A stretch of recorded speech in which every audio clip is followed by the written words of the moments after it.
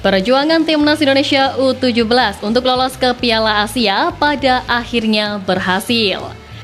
Meski sempat menimbulkan sedikit polemik sebab permainan Garuda Asia yang dianggap tak serius di laga terakhir melawan Australia, tapi Indonesia muda tetap berhasil lolos ke ajang bergengsi Asia ini menyusul timnas senior dan timnas U20. Tentu saja jika melihat komposisi skuad asuhan Nova Arianto, masih begitu banyak publik yang menilai perlunya pembenahan dalam beberapa sektor Garuda Asia. Meski secara keseluruhan timnas U17 tampil cukup baik, yang mana dilihat dari grafik permainan yang terus naik, tapi para pemain nampak masih kurang tenang dan juga masih terburu-buru. Terlebih saat menguasai bola dan penyelesaian akhir, akibatnya timnas Indonesia U17 sering kehilangan bola dan peluang menciptakan gol terbuang sia-sia. Saat kontra Kuwait misalnya, Garuda Asia yang sudah lebih dulu unggul lewat gol cepat Matteo Ryan Baker pada menit ke-7 malah berbalik mendapatkan tekanan sepanjang pertandingan. Padahal dalam posisi unggul, seharusnya Garuda Asia bisa bermain lebih enjoy, lepas dan tak tergesa-gesa. Selain itu, buruknya penyelesaian akhir yang dimiliki Garuda Asia menjadi permasalahan utama dari tim ini. Melansir dari laman transfermarket.co.id, berhasil mencetak 11 gol dari 3 laga yang dilakoni, namun 10 dari 11 gol tersebut dicetak ke gawang timnas Kepulauan Mariana Utara U17 yang notabene jadi tim terlemah di grup G. Sisanya mereka hanya mampu mencetak 1 gol ke gawang Kuwait dan tak mampu menjebol gawang Australia. Hal ini tentunya perlu segera dibenahi oleh Nova Arianto, sebab di babak putaran final nanti mereka kemungkinan akan bertemu beberapa tim kuat semacam Korea Selatan, Jepang, Iran, dan tuan rumah Arab Saudi. Dan melihat permasalahan ini, jikalau memang Coach Nova membutuhkan langkah cepat untuk memperbaiki lini depannya, mungkin ia bisa meniru langkah Sintayong dan Indra Syafri dengan mendatangkan pemain keturunan berkualitas. Jelang tampil di Piala Asia U17 ini ada satu nama striker keturunan yang memukau di Liga Spanyol. Ia adalah Francisco Javier Supriyadi yang mencuri perhatian pecinta sepak bola Indonesia. Dilansir dari postingan Exotis Asian Talent, diketahui bahwa Francisco Javier Supriyadi Surini ini merupakan pemain yang masih berusia 15 tahun yang berposisi sebagai striker di klub CD Conleader. Memulai karir sepak bolanya di SD Gama U15, Javier menunjukkan statistik yang cukup mengesankan dengan 7 gol dan 5 assist dari 13 pertandingan. Walaupun perkembangan terbarunya masih belum diketahui, potensinya sebagai winger kanan atau kiri tetap diakui oleh pelatih dan juga pengamat sepak bola. Meskipun namanya terdengar sangat Indonesia, namun Javier bukanlah pemain dengan darah campuran. Kedua orang tuanya adalah warga negara Indonesia yang telah lama menetap di Spanyol, yang mana ayahnya berasal dari Jawa Barat, sedangkan ibunya berasal dari Indramayu.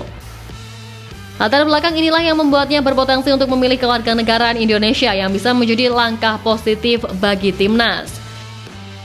Dan dengan potensi yang dimilikinya, Francisco Javier Supriyadi berpeluang besar untuk menjadi bintang masa depan sepak bola tanah air. Jika bisa merapat dalam waktu dekat untuk ikut membela Garuda Asia di Piala Asia U17, Javier dipercaya akan menjadi senjata baru untuk melawan tim-tim kuat di Asia nanti. Diketahui selain Indonesia, Asia Tenggara juga akan diwakili oleh timnas Thailand U17 dan juga timnas Vietnam U17. Thailand lolos ke putaran final usai menjadi juara grup D kualifikasi Piala Asia, sedangkan Vietnam melaju ke turnamen 2 tahunan itu melalui jalur yang sama dengan Indonesia. Ketiga wakil Asia Tenggara ini akan bergabung dengan 13 tim peserta lain termasuk tuan rumah Arab Saudi. Menariknya, Indonesia berpotensi satu grup dengan Thailand dan Vietnam di Piala Asia U17 2025.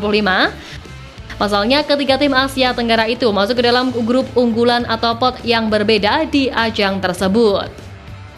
Diketahui Indonesia masuk ke dalam pot keempat bersama Oman, Uni Emirat Arab, dan Korea Utara.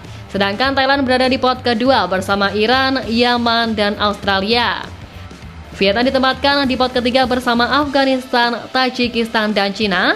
Adapun pot pertama dihuni oleh tuan rumah Arab Saudi, Jepang, Korea Selatan, dan Uzbekistan.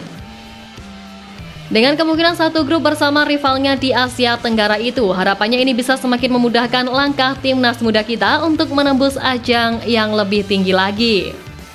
Menurut jadwal Piala Asia U17 akan berlangsung mulai 3 April tahun depan. Turnamen tersebut pun sekaligus akan menjadi ajang kualifikasi untuk Piala Dunia U17 2025 di Qatar. Sebelumnya pun FIFA juga telah melakukan perubahan dengan menambah jumlah tim peserta Piala Dunia U17 menjadi 48. Oleh karena itu, jatah untuk perwakilan AFC akan bertambah dari 4 menjadi 8 tim.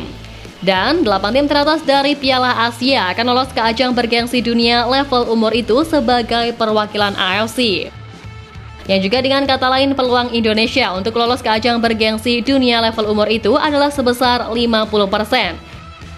Dengan syarat mampu melaju ke fase gugur Piala Asia U17 2025. Kiprah api Garuda Asia ini juga memancing reaksi dari publik Vietnam, seperti yang dipresentasikan oleh media lokal negara itu, yakni The Tao 24/7.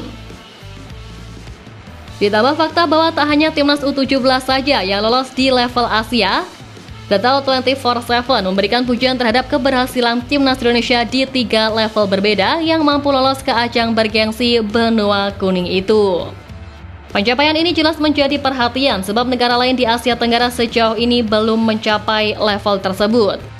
Sebut saja timnas Vietnam U20 misalnya yang sudah dipastikan gagal berlaga di Piala Asia U20 2025. Begitupun timnas Malaysia U20 yang memiliki nasib yang sama.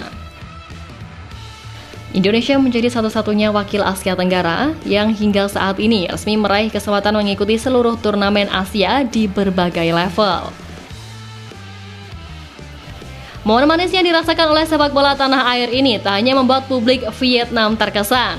Hampir seluruh publik dunia mengakui peningkatan prestasi signifikan yang dialami oleh Indonesia saat ini, membuktikan bahwa PSSI dan seluruh elemennya tak main-main dalam memajukan sepak bola Indonesia.